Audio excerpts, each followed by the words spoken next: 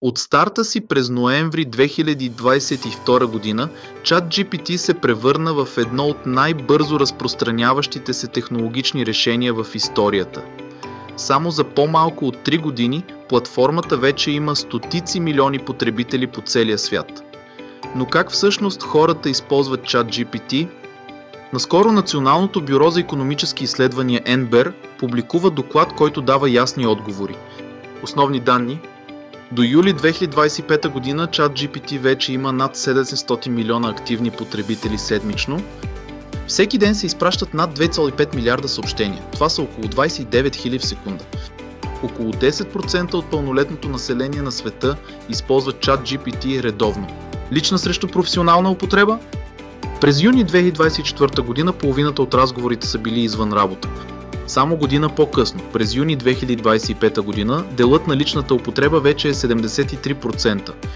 Ясният извод. ChatGPT се утвърждава като асистент за ежедневието, а не само като инструмент за продуктивност. Какво търсят хората? Най-честите категории са 3. Практически съвети, обучение, идеи, планове. Търсене на факти, информация за продукти, събития, рецепти.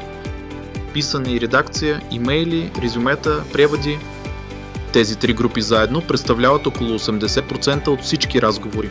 Промени във времето, делът на писането намалява от 36% през 2024 година до 24% през 2025 година. Търсенето на информация расте от 14% до 24%. Мултимедията бележи сериозен скок от 2% до 7% след появата на генератора на изображения. Намерения на потребителите. 49% от разговорите са за въпроси и съвети. 40% за създаване на съдържание и изпълнение на задачи. Процентата за самоизразяване.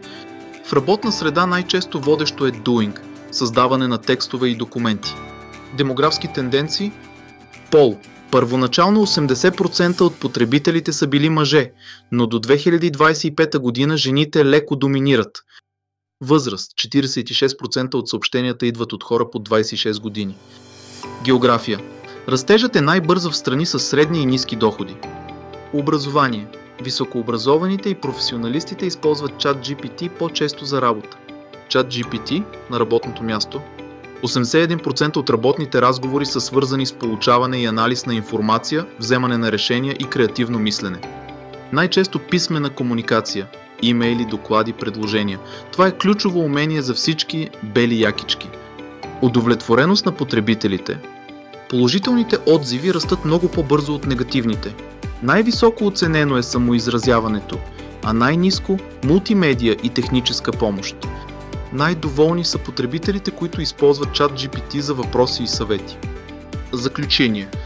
ChatGPT вече не е просто инструмент за работа, а универсален дигитален асистент за решения, съдържание и самоизразяване. Той е особено ценен в знания-интензивните професии, но все повече хора го приемат и като помощник в ежедневието. Бъдещето е ясно. Очаква се още по-дълбока интеграция в образованието, бизнеса и личния живот. Въпросът вече не е дали ще използваме AI асистенти, а как най-добре да го правим, за да подобрим работата и живота си.